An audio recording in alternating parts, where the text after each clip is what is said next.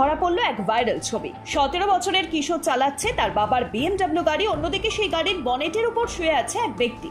ঘটনাটি ঘটেছে মুম্বাইতে। ভিডিওটি সামনে আসার পরে পুলিশ গ্রেফতার করেন সেই ব্যক্তিকে।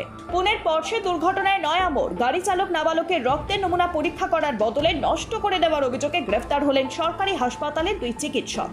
জানা গিয়েছে, দুর্ঘটনার দিন নাবালকের রক্তের নমুনা সংগ্রহ করলেও তা ফেলে দেওয়া হয়। অন্য ব্যক্তির রক্তের নমুনা সংগ্রহ করে পাঠানো হয় পরীক্ষার জন্য।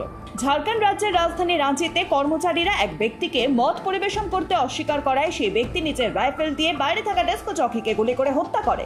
সিসিটিভি ক্যামেরায় সামনে আসে এমনই এক ছবি। জানা যায়, গতকাল রাত 1টা নাগাদ সেই ব্যক্তি তার বন্ধুদের নিয়ে সেখানে হাজির হয়, আর তখনই সেই বারটি বন্ধ হওয়ার কথা, যার জন্য তারা তাকে মদ পরিবেশন করতে পারেননি।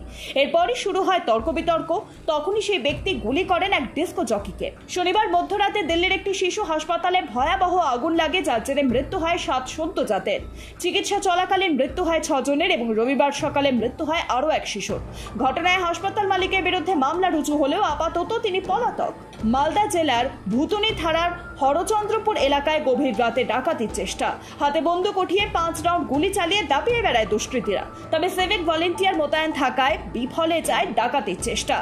ভুতুনি থানার পুলিশ 2 দুষ্কৃতীকে গ্রেফতার করে এবং তাদের কাছ থেকে বিপুল পরিমাণ আগ্নেয়াস্ত্র ও গুলি উদ্ধার করে। উত্তরবঙ্গ বিশ্ববিদ্যালয়ের গবেষিকা ছাত্রীর আত্মহত্যার ঘটনায় অভিযুক্ত অধ্যাপক সিদ্ধার্থ শঙ্কর লাহার বহিষ্কার এবং শাস্তির দাবিতে এবিভিপির ডাকে 24 ঘন্টার ছাত্র ধর্মঘট। সোমবার সকালে বিশ্ববিদ্যালয়ের 2 নম্বর গেট বন্ধ করে ভোট অ্যান্ড ওয়ার্ডে তালা ঝুলিয়ে বিভিন্ন বিভাগ বন্ধ করে দেয় এবিভিপির সদস্যরা।